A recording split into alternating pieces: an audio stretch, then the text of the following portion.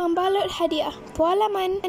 Bahan-bahan yang diperlukan untuk membuat pualaman ialah besin, air, kertas lukisan, lidi sate dan cat minyak.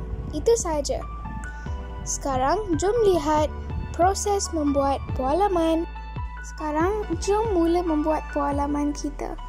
Apa yang kita perlu buat ialah buka plastik dan ambil cat minyak. Saya memilih untuk menggunakan cat minyak warna kuning, warna hijau pekat, warna merah dan akhir sekali warna biru. Anda boleh pilih mana-mana warna cat minyak kesukaan.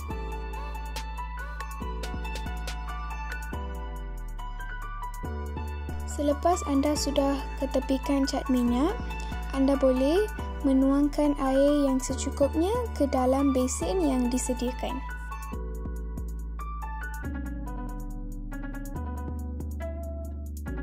Selepas kita sudah menuangkan air ke dalam besin, sekarang kita boleh alaskan cat minyak menggunakan surat khabar. Kemudian kacaukan cat minyak menggunakan lidi sate dan renjiskan cat ke atas air. Tolong jangan renjis banyak kerana jika cat minyak tenggelam, kita tidak akan mendapat motif yang disukai dan diingini.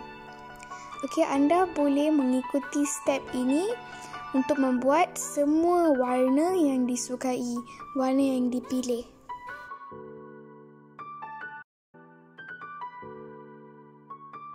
Selepas anda sudah merenjiskan cat minyak, anda boleh mengukir seperti ini menggunakan lidi sate di atas permukaan air.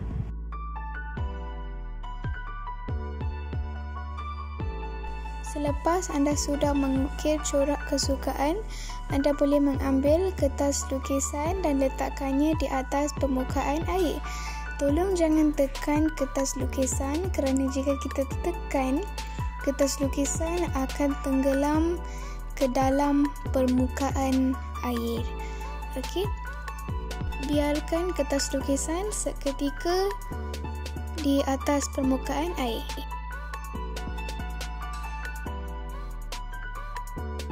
Setelah beberapa saat atau 1 minit, anda boleh mengambil kertas tadi dan corak pualaman anda akan dihasilkan seperti ini. Selamat mencuba.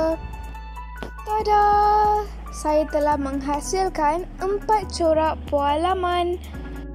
Sekarang, jom mulakan proses membuat pembalut hadiah kita. Untuk membuat pembalut hadiah, mula-mula kita perlu cantumkan kesemua bahagian pualaman untuk menghasilkan satu pembalut hadiah yang besar.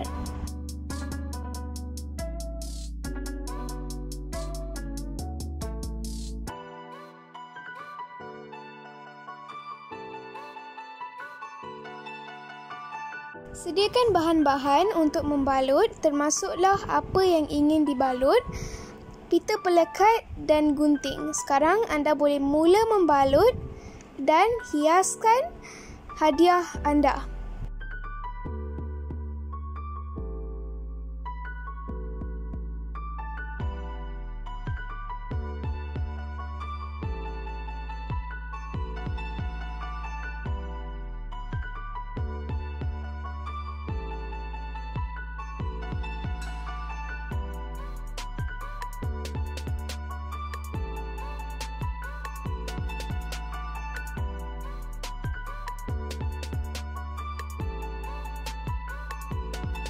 Setelah membuat, berikannya kepada orang kesayangan anda.